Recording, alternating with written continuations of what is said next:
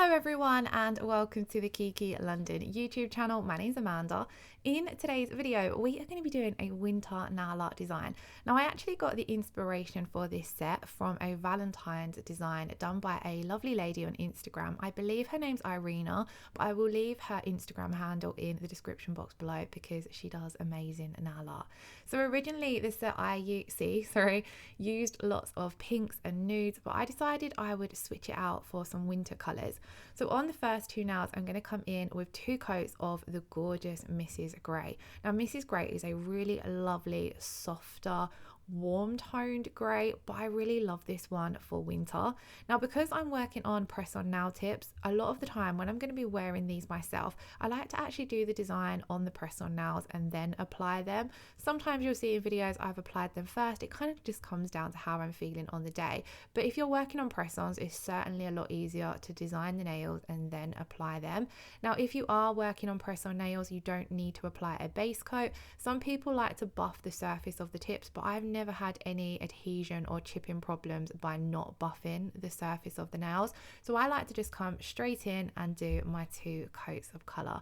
So once we've got 2 coats of the gorgeous Mrs. Grey, this is what it looks like once it's cured. As you can see, it's such a stunning shade.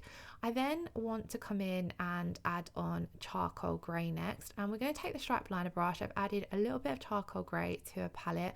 I'm going to load up my stripe liner brush, and then in the design there was kind of like these cutouts on the inner side of these 2 nails, and then we're going to come in and add crystals around the edges to this.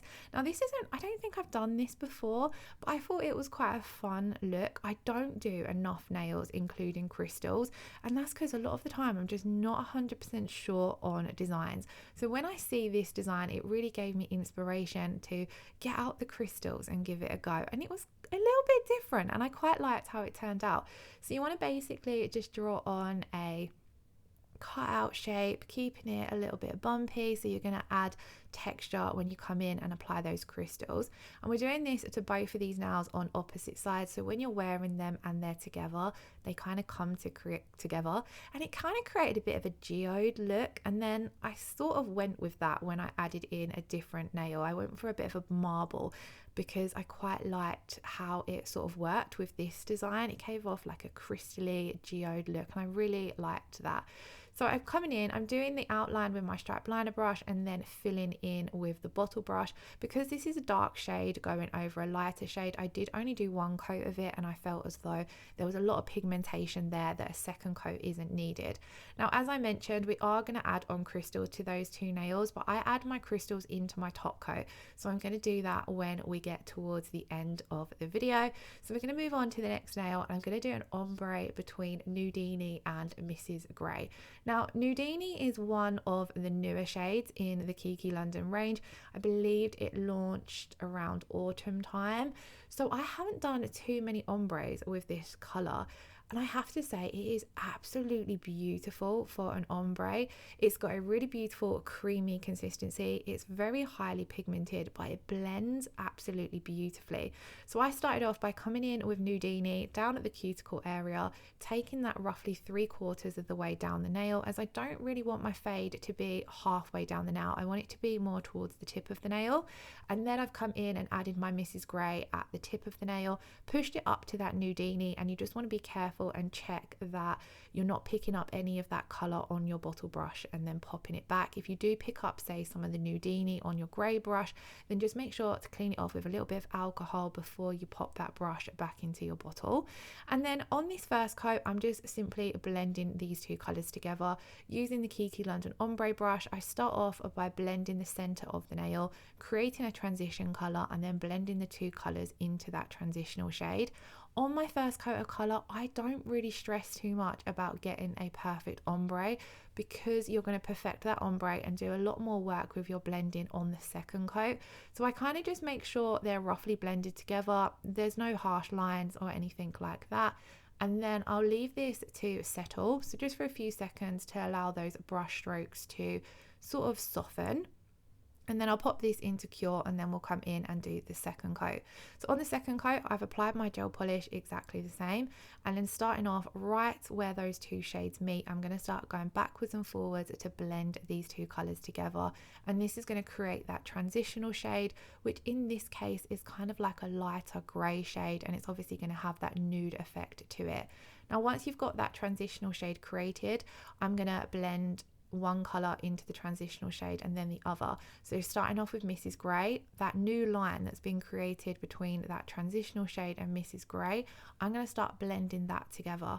And then as you can see here, I'm using quite, the video is sped up, so it looks as though I'm using quite rough, fast strokes, but I'm actually using quite gentle, soft strokes, because you don't want to pull that gel polish off the nail and you don't want to pull it around too much.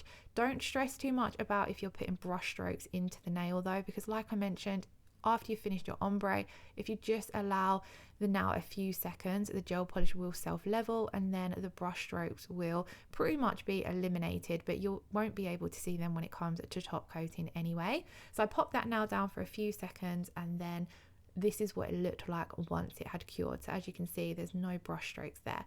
Then over the top of these, I want to come in and add on some water decals. So this is the winter blue spring mix. As you can see, I've used a few of these on a winter design last year, and it's been really fun to dig out some of the winter nail art. This is what I love when the seasons change. You kind of start using nail art that you might have forgotten about. So when it comes to water decals, I like to cut them out using my my K&S Amsterdam scissors. And then what I'm going to do is, once I've cut those out, I like to apply my water decals using the stamper method. So I've placed that image face down onto my stamper and applied some room temperature water, left that water to settle in for around 20 seconds, and then I give it a good press down onto the stamper. This is going to make sure that that image is stuck down onto your stamper head, and then we're going to slide off that backing paper. So then I've done the second water decal onto my stamper. So whilst that water is soaking in, I'm going to come in with the silicone tool and just start smoothing out any creases that might be there. Now I do find that when I do the stamper method over the cured inhibition layer of my gel polish, I get very minimal creases or any areas that really need any work, but I do still like to just come over with that silicone tool and smooth everything out. This is going to give your water decals a really nice seamless look. The Kiki London water decals are on very fine film like paper, so they're really easy to work with, and you don't have to worry about having this thick ridge of clear around your image, as long as you make sure to cut it out as close to that image as possible. And then that is that now done. So I'm going to pop it aside and leave it to cure. I'm going to pop it aside and we'll top coat at the end of the video. I completely lost my train of thought there. On to the next now, I'm going to come in with Baby Boy. Now Baby Boy is a really beautiful pastel blue, but it has quite a cool tone to it. So it works really well for winter and spring, but I thought it paired beautifully with the Mrs. Grey and the charcoal grey in this video as well. So we're going to pop that second coat of colour in to cure for 30 seconds. And on this now was the nail I decided I would come in and do a marble on. And like I said, I decided to do a marble just because it kind of give off the geode vibes that I had in mind when I see that crystal cut out look. So for the marble, we've got our base of Baby Boy, and then over the top of this, we're going to do our marble in blooming gel. So I'm going to use a lot of the colours that you would have already seen in the set. So we've got Mrs. Grey. I'm also still going to use some Baby Boy in the marble, even though it's our base shade. Then I wanted to add in some sparkles, so I've gone for Sapphire Sparkle. And then keeping with the colours that we've used in the set, I've got Nudini and Charcoal Grey. So I'm just placing these all down on my palette. When you're only doing a marble on one nail, you don't need too much, so try not to apply it more than what you know you're going to use. Once we've got those colours down, I'm going to take my Kiki London dotting tool and swirl them together to create a really fun marble look on the palette. Now before we transfer the marble to the nail, you want to come in and apply your layer of blooming gel. So with your blooming gel, you want to just apply a thin coat of this to the entire nail, making sure it's nice and even and you've fully coated the nail. And then you don't don't cure this. So we're going to leave this wet, and then we're going to pick up our marble and lay it down into that blooming gel. So as you can see, I'm just giving it a wriggle off my brush and then twirling my brush around, so majority of that product that's on the brush transfers to the nail.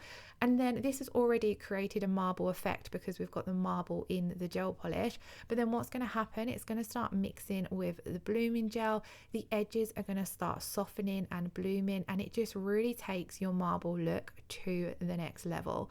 So once I'd done that again with my brush, I did switch to my stripe liner brush just to pull those colors around and be a little bit more precise. And then once I was happy with how much that bloomed, I popped it into cure for 60 seconds, and this was the finished result. I thought it looked absolutely stunning. It does only have a hint of glitter, which I didn't mind. I would have preferred maybe to have a little bit more glitter, which I could have come in with a stripe liner brush and added on some more glitter, but I didn't want to mess up any of the effect because I really liked how it looked. So because I wanted some more sparkles in this set, I decided to come in with Sapphire Sparkle and do 2 coats of this on the little finger, so we've got a full glitter nail, which I really like because it's nice. I don't really ever do too many full plain color nails, but I love to have a full glitter color nail in a set of nail art design, just because I feel as though it ties the set together, because we've got that glitter in the marble. We're going to have some crystals on these 2 nails. Adding 1 full glitter nail just brings everything together, and it's nice and simple to do, especially if you're working in a salon and you've done a lot of nail art on the other nails. I would say this is a very salon friendly design because water decals are very quick and easy to apply. Marbles, if you're working with blooming gel, is very quick and easy to do, and then the same goes for applying a simple crystal look as well.